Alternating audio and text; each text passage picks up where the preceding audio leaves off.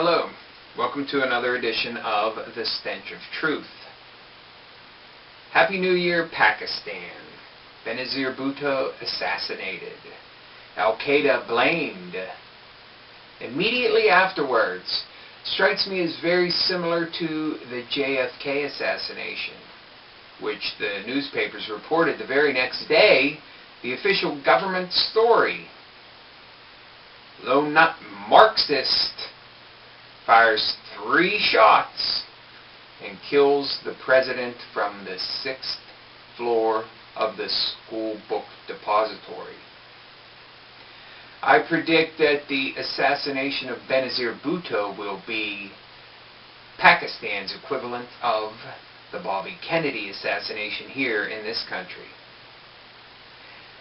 More a loss of what could have been rather than a loss of what was, because Bhutto had been in and out of politics in the past, and she had been popular and unpopular at various times, much like Bobby Kennedy was. So I find it rather strange that immediately after the assassination there was radio communication showing that Al-Qaeda was taking responsibility. I highly doubt it. What's more likely is that Mushareff's Secret Service was behind it. He has the most to gain by taking her out of the picture, at least in the short term. He has too many problems to deal with right now. U.S. pressure, international pressure, pressure from his own people, and pressure from the military. He only gave up his military post because we more or less told him he had to. So, what's it going to be in Pakistan? I've heard rumors that the U.S. military is going to be moving in to the autonomous tribal regions to so-called root out Al-Qaeda and other terrorist camps that are located there.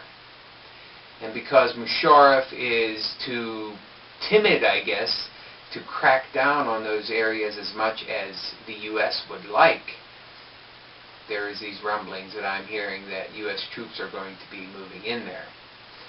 Now, I don't see Mushareff being too keen on that idea, and that's why we have talks going on with all of these other people. And while we did have a branch out to Benazir Bhutto, I do not think that is where the U.S.'s greatest amount of assets lies.